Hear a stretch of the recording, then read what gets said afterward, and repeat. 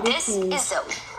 Just like you, she uses lots of different cards and IDs to get through her day. What if all Zoe needed was herself? Introducing Amazon One, a free service that lets you use your palm to quickly pay for things, gain access, earn rewards, and more. Let's say you're grabbing your favorite coffee beverage, or heading into the office, or checking out. Just hover your palm and you're on your way. It's as easy as that.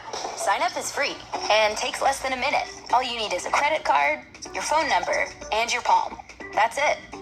Since your palm is unique and can't be lost or misplaced, you can get things done quickly and securely. And with more experiences on the way, Amazon One will help you get even more done, simply by being you. Now, Zoe has more time to do what she loves, indoor skydiving. Enter, identify, and pay with Amazon One.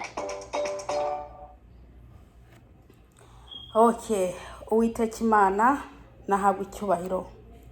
Iyi ni video ndaberetse. Nagerageje gushaka uko ndi ubigenze kugira ngo ndayibereke hanyuma ikigisho cyanjye kibandanye, ariko ndashima Imana ko narose iyindi phone ku ruhande. Amen. Nashaka kubabwira ibintu birakaze kandi ibintu birakomeye bene data. Reka ndabasomera ijambo ry'Imana hanyuma mbandanye. Turasoma ijambo ry'Imana riri mu byahishuriwe Yohana igice 13 ku murongo wa 16. Buri muntu acamenya ibyo ndiko ndashaka kuvuga kandi ndabibabwira. Reka nsome mu izina rya Yesu Kristo. Mu bisanzwe ntago nje kwigisha, ariko nje kubabwira ibyo nabonye. Reka dusome. Kigera ko bose aboroshe n'abahambaye n'abatunzi n'aboro n'abidegembya n'abagurano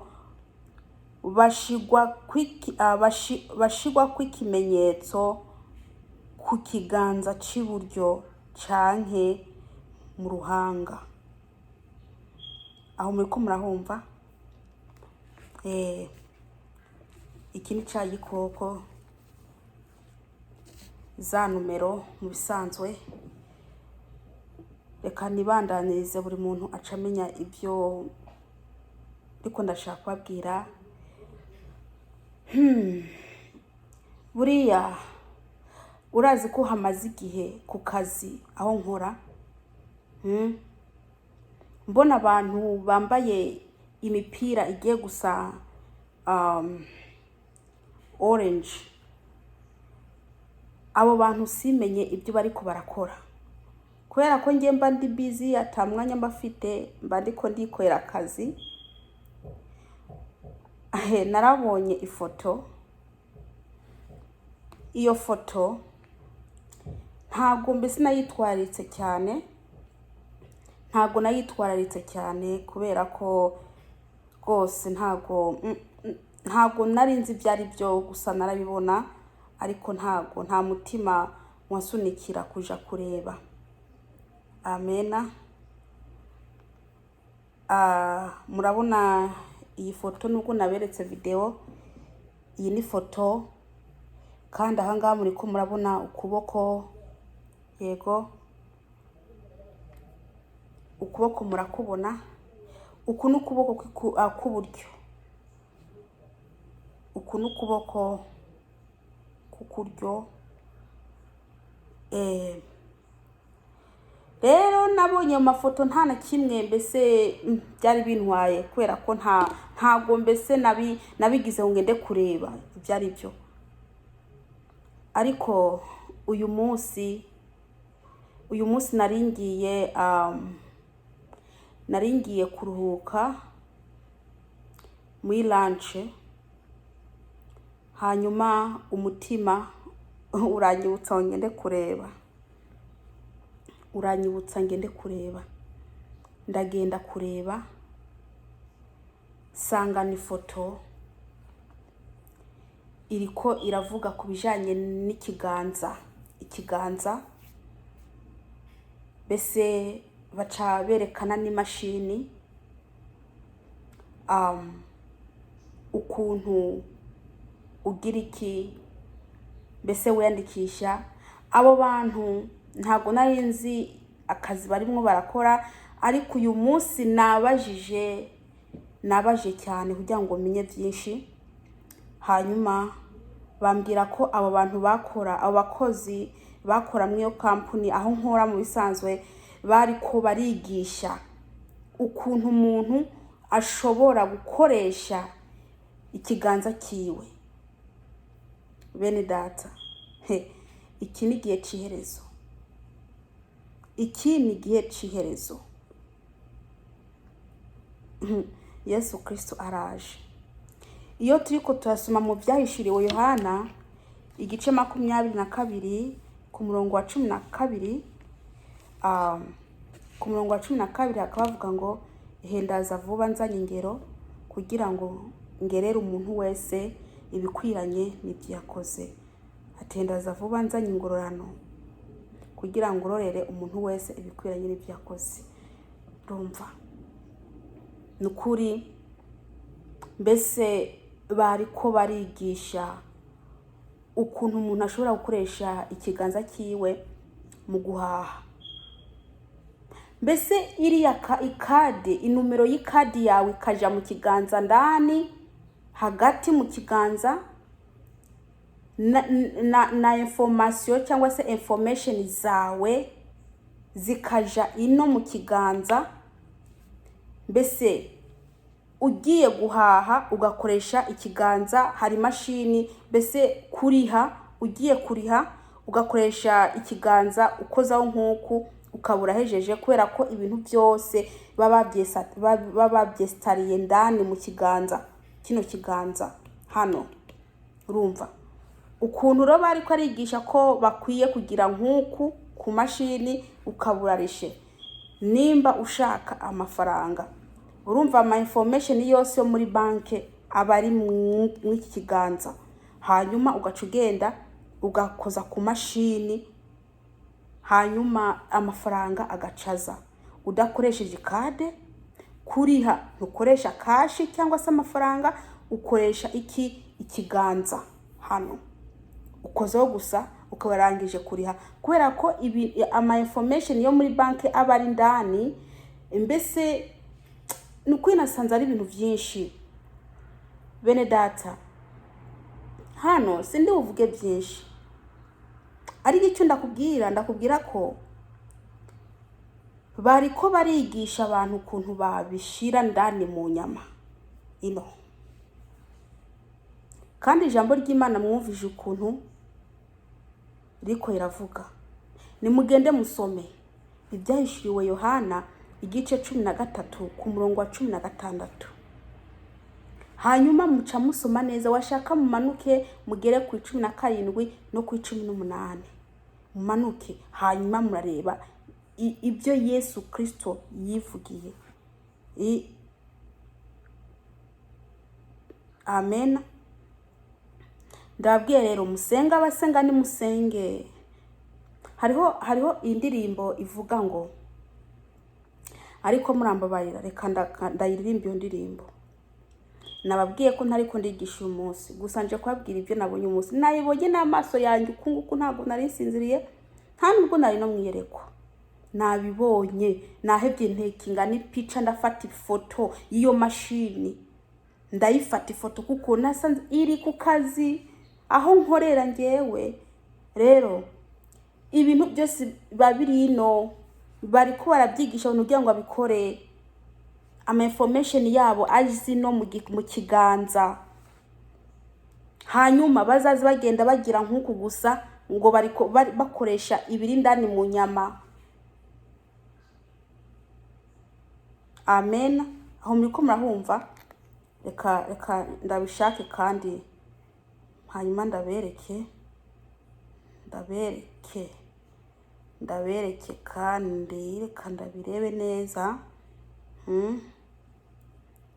Ndabirebe neza, Imana ifashije nkabibona ama information yandi nkabereka maze mukareba ukuntu ibintu bigoye, ibintu biragoye. Tugeze mu gihe c'iherezo, tugeze mu gihe c'iherezo. Gusa umuntu afite ugutwi yumve icyo umwuka abwira itorero. Amena. Yumve icyo umwuka abwira itorero. Ngiye rwose nguma ndabereka amafoto, murebe amafoto.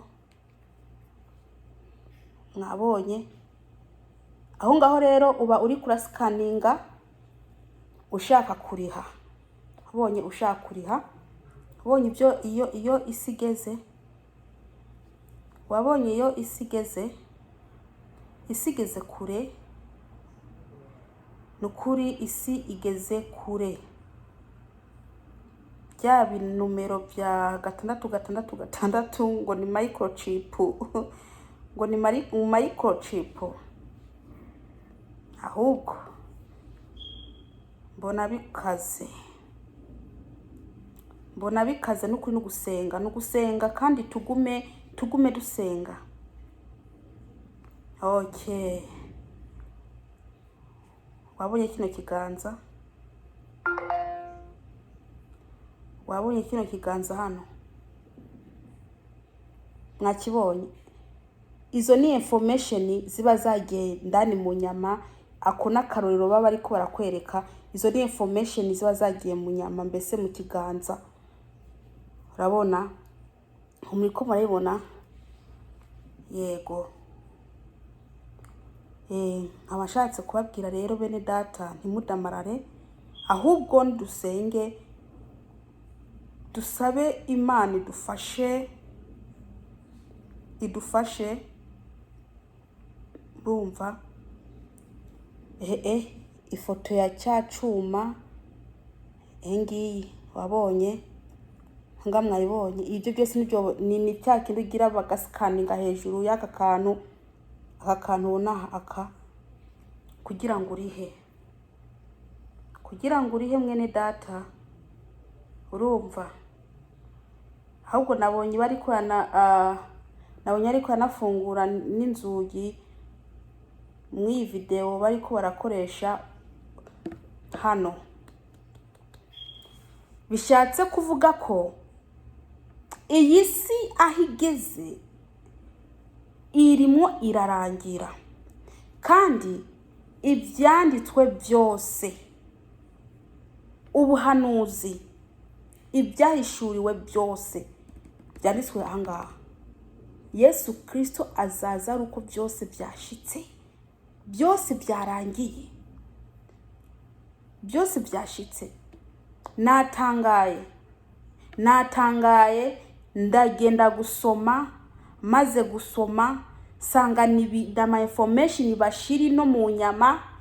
Ugiye guhaha cyangwa se mvuge gusuma, ntabwo uzakoresha ikadi cyangwa se ngo ukoreshe iki amakashi. Ushatse ukoresha amakashi aba ari ino mu kiganza. Ushatse kugira kuriha ibyo waguze, bakoresha kino kiganza, bakarihisha kino kiganza. Ushaka n'amakashi kava muri banki, ukoresha kino kiganza, amafaranga acaza mu mashini. Tugeze mu bihe bikomeye, nkuko nabwiye kadirimbe kano karirimbo kavuga ngo uri mu rugendo nshuti, uri mu rugendo nshuti, shishikara wiyeza, shishikara wiyeza. Aba shishikara bandura, niba shishikare bandure, abezwabo niba shishikare bezwe, abezwabo niba shishikare bezwe. Ehi misina yo irahera, ehi misina yo irahera, igihena cyo cihuta gushika, igihena cyo cihuta gushika. Murumva iyo ndirimbo? Ndiza neza ko harimo ubutumwa bwiza ngo abandura nibashishikare bandure, abezwa nibashishikare bezwe. Aho muri ko murahumva? Buriya nimba mutabona ko iyi si yarangiye, nimusenge Imana ibahishurire. Nimba mwebwe mutayibonesha mbese n'amaso yanyu, muje mu mwuka. Ngewe natangaye mbonye ibyo bintu ku kazi, nabajije manager arambwira ariko mana yanjye, iyi si nzava mwisi nabonye byinshi. Ibyo nabonye n'ubu nkibona, ahubwo biragoye. Gusa mwene data, ubu bari kwarigisha kuzaza uhahira, kuzaza ukoresha kino kugira ngo uhahe, kandi urabona ko ari igihe c'iherezo. Ni igihe c'iherezo. Ndiza neza ko ibyo ngibyo ari bya bindi biri ahangaha muri Bibiliya biriko biravugwa. Hariya nasomye mu byahishuriwe Yohana igice 13 ku murongo wa 16, nimwashaka muramanuka. Yenga ico kimenyetso kizaja hehe? Ku kiganza cy'iburyo, kandi bariko barakoresha ikiganza cy'iburyo. Bashira ama information yawe ndani mu nyama. Ubwo ntabwo ugendana ikadi, bishatse kuvuga atakadi ugendana ibintu byose ko babirino ubigendana mu nyama, mu kiganza. Ahubwo nibibazo. Dusenge cyane. Abantu batari hana bakwiye kwihana, kubera ko Yesu Kristo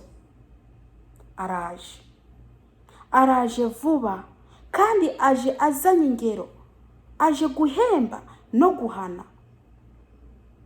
Iryo jambo ryumve, Yesu aje guhemba no guhana. Niyo mpamvu ibi byose biguma biba, biriko biraba kugira ngo Yesu Kristo aze, biriko biraba kugira ngo ibyanditswe n'abahanuzi bisohore, hanyuma Yesu Kristo aze. Rero mbere yuko Yesu aza, ibi bizabanza bisohore. Noneho biriko birasohora. Mu bihe biza sinzi ngo bizameze gute, gusa ibihe biri imbere ni bihe bigoye cyane. Ibintu bigiye kuzazururuka ni byinshi. Ibintu bigiye kuzakora ngo na technology. Manager namaje ibyo bintu ngo ni technology yo gushira ama information mu nyama z'umuntu, mu kiganza cy'umuntu. Amafaranga ino, navuga amafaranga ino ntimugiye ngo na manoti, ni kadi, inumero z'ikadi bashira ino mu nyama ugiye guhaha. Mbese ikadi ariyo yose ukoresha mu guhaha bayishira ino. Ugiye guhaha ukoresha ya kadi. Nabonye bari ko yanafungura n'inzugi mu video. Ni hatari bene data. Kino gihe tugezemo ntago ari ico gusinzira. Kino gihe tugezemo ni ico kuba maso, kubera ko ivyanditswe birimwo biradusohorera ko. Ariko rero nubwo birimwo biradusohorera ko, nuko benshi bagize iki, bakomantaje imitima. Benshi bakomantaje imitima bagira ngo bizakwamuku. Oya, isi irarangiye. Isi irarangiye. Ntukangwe nuko amamodoka arimwe arirukanga, ntukangwe nuko abantu bari kubarongora barongogwa, ntukangwe nuko abantu mbese ubu barimwo baraja mu buzi. No mu gihe ca Nowa niko byari biri, abantu barya baranywa barongora bararongogwa, ariko umwuzura bakubita. No mu gihe ca Loti, Sodomu na Gomora niko bari bameze, barasambana barakora ibyaha bitandukanye kugeza igihe umuriro ubakubitiye hasi. Rero ntukangwe nibi biriko birahinda ngo isi iracariho. Oya, isi ntago ikiriho, isi yarangiye. Ahubwo nakugira inama wewe utarihana, wewe ukiburudika mu vyaha, ndakubwire nti nuve mu vyaha. Yesu Kristo ntazasanga ntazasanga rwose ukiri mu vyaha, kubera ko niyaza asanga ukiri mu vyaha, ndakubwije ukuri uzasigara mu isi kandi kubabazwa. Maze rero nitumenye aho ibihe bigeze, tumenye aho ibihe bigeze, maze tugire iki, twiyiteho. Twiteho ubugingo bwacu, twihane, turindire umwami Yesu, kubera ko azaza ntazatinda. Hari agakorasi kavuga ngo azaza ntazatinda, azaza ntazatinda, kuko yabisezeranye natwe. Azaza ntazatinda, azaza ntazatinda, azaza ntazatinda, kuko yabisezeranye natwe. Azaza ntazatinda. Aho muriko murahumva? Nta randevu azatanga mukuza, nimwibuke azaza nk'umujura, nimwibuke azaza nk'umujura. Hayiwe, azaza nk'umujura. Niyo mpamvu umunyabyaha akwiye kuva mu byaha. Niyo mpamvu umuntu wari wese arimwe arakora ibintu bibi akwiye kubireka, akamwitegurira, kuko umwami Yesu araje. Ibi byose biriko biraba, biriko biratwereka ko Yesu Kristo aje, kandi ko isi iragiye, mbese iragiye. Hariho umukozi dukorana, nariko twariko tavugana kubijanye n'ibi ndabwiye, ndamubwira ko muri Bibiliya byanditsemwo ko mu minsi y'iherezo, urumva ko hazaba iki, inumero 666. Aravuga se 666 nibiki? Bishatse kuvuga ko nta na kimwe azi, aradamaraye. Mubwiye ijambo ryitwa Yesu Kristo, uwo Yesu Kristo nta nuwazi, ndiza neza katawarumva, ntawarumva. Ndamubwira ko iyi si izarangira. Hanyuma maze kumubwira uko, avuga ngo ngabantu ngo acavuga ngo no more people. Bishatse kuvuga ngo nta bantu bazaba ariho. Ndamubwira ati nta bantu bazaba ariho, kubera ko Yesu Kristo asaba yaje. Icya mbere, ntazi ko isi izarangira. Icya kabiri, ntazi izo numero 666. Icya gatatu, ntazi Yesu Kristo wariwe. Ariko mwisi abantu baragowe, mwisi abantu barafite ibibazo. rero yacambwira ko ashaka kumenya izo numero 666. Nzagerageza ndamuganirize nze ndamukurura buke buke mfashijwemo n'umwuka wera, ndamukurure buke buke. N'umuntu uza ntago ari umwirabure, si umwirabure. Mbere sinzi niyo yaturutse, umengo si n'umuzungu, umengo n'uwundi, ni babandi nyine bava mu bindi bihugu. Ariko bene data aho tuharengane, buri muntu nikontorore niyihane, kuko ubwami bwo mu ijuru bwegereje. Ibintu turimwo turanyuramwo biratwereka ko Yesu agarutse. Urumva, ibikomeye ntibizabatangaze, kubera byerekana umwami Yesu kaje.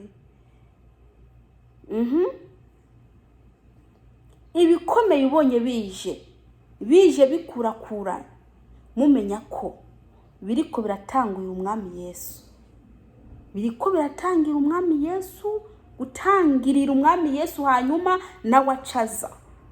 Icyo dukwiye gukora twebwe rero nuko dukwiye kugira iki, kumwitegurira, tukamesa imyenda yacu, kugira ngo azaza asanga imyenda yacu ikirinye, agakiza tugahagazemo neza. Amen. Sinzi ko naba nabivuze neza, ariko nabivuze mu ncamake. Abari n'umwuka barumva, abazi ijambo ry'Imana ibyanditswemo bo bace babimenya ibyo ari byo. Nawe rero nimba atabyo wumvishije, genda usubire muri Bibiliya urareba ibyo Yohana yahishuriwe, kandi ibyo yahishuriwe byose bimwe byarasohoye, ibindi ko birasohora. Ngiye gusa icyantangaje, natangajwe nuko ku kazi icyo kintu cyajeho, bakaba bari ko barabyigisha abantu. Noneho bamwe sinzi nimba abana byemeye, sindabiza abakozi dukorana nta numwe, nje sinzi ko banabyemeye, ariko birakomeye cyane. Uwiteka Imana abagiye neza. Birakomeye cyane, birakomeye cyane. Umwami Yesu abaza biwe, Satani nawe abaza biwe, birakomeye. Uwiteka Imana abaha umugisha. Ariko ino jambo ntimurijugunye, ahubwo nimugende murifatira umwanzuro. Murifatira umwanzuro. Nimba uzi ko ukiri mu isi, uve mu isi. Mu isi si wanyu, mu isi uri umugenzi, wanyu ni mu ijuru. Va mu isi. Iyo si izarimbuka, izakugwaho. Mureke kuguma mu isi, muve mu isi, mushaka umwami Yesu. Mushaka umwami Yesu, ababera inkinzo yo kwihishamwo, kubera ko ibihe tugezemo ni ibihe bya nyuma.